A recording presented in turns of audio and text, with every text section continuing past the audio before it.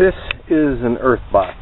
I do mostly container gardening, and these things work great, but they're a little expensive. I've had this one probably for, I don't know, 7 or 8 years.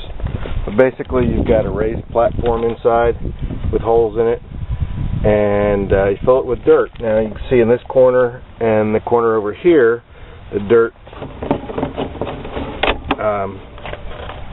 goes all the way to the bottom of the plant, and that's your wick. That's how you can see there's water in here from the rains we just had, but basically the dirt wick that's in the corners wicks up the moisture and keeps the whole Earthbox moist, and you water it from this tube, so you're watering the plants from the bottom, and then there's an overflow so you can't overwater them.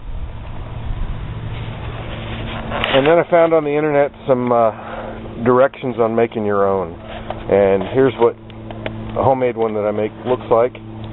On this one, it's just an old tote with holes drilled in it. This is called a pond basket. It's just got slots in it. I wanted to make some more this year, and I couldn't find any pond baskets. So I'll show you how I solved that problem. Now I found for the totes that I use that the Rubbermaid roughnecks work best because they are UV resistant. There's other UV resistant totes out there, but these are fairly inexpensive. Last year I experimented with some 10-gallon totes, and they just weren't deep enough. The root system, it was just too shallow for the plants to do well, and they did miserably last year.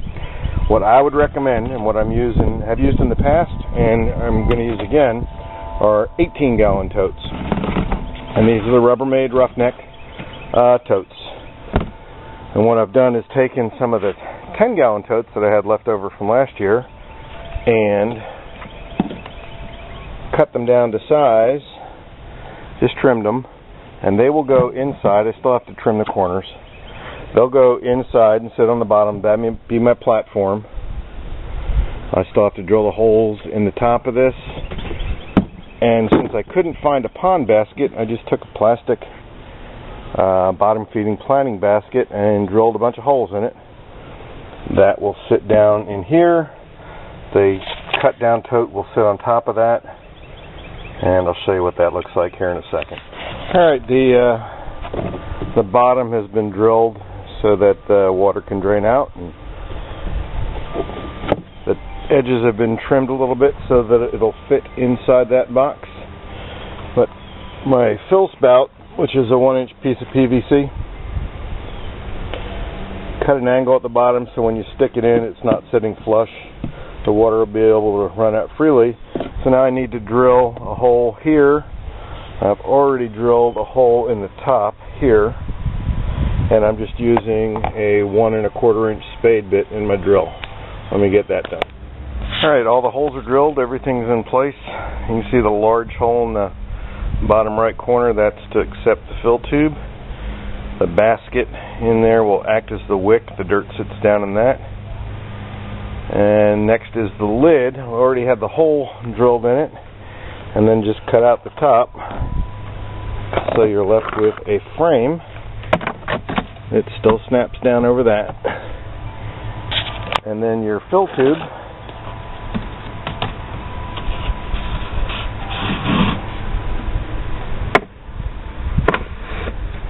goes in like that. Now it's ready to receive the dirt.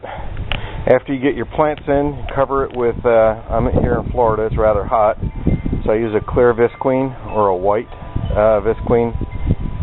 In colder climates, you may want to use black to keep the soil warm. I'll show you that process. For planting in an Earthbox, if you go to their website and look up their planting guide, just Google Earthbox planting guide. For instance, it's 2 tomato plants per box, or 6 pepper plants per box, and then it goes on and on from there, depending on what you want to plant. But that's what it looks like.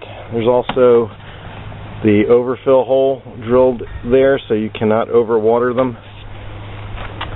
And I'll get everything set up, and we'll show you what that looks like. I'm going to show you the progress that I've made. Earthboxes are made. I've got 5 over here and a couple on the other side. Again, if you go to the Earthbox, just Google Earthbox planting guide. That will help you out.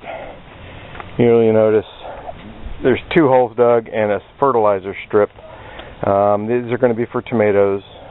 These 4 boxes will be for tomatoes. This one is going to be for peppers. Now for peppers you can do 3 in a row or 6 plants per box. But these boxes are a little bit deeper than a regular or a store-bought earth box, and they're not quite as long. So I'm only going to go 2, and then I'm going to put some in some other containers and compare them side by side, see how they do.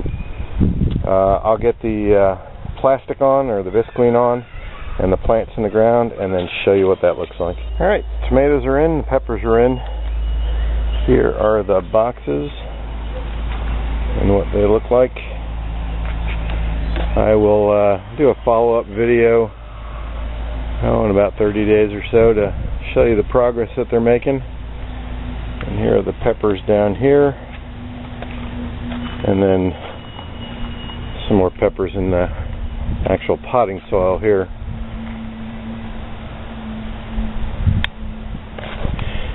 I have to rebuild the frames for these. I'm going to make them taller, and I'm going to make a tilting sunshade on it so I can keep them out of the heat. Last summer did not help that we had 30 or 40 days up close to 100 degrees. I want to give them the morning sun and see if I can filter some of the afternoon sun from them. It's all an experiment, but we'll see how they do. Thanks for watching.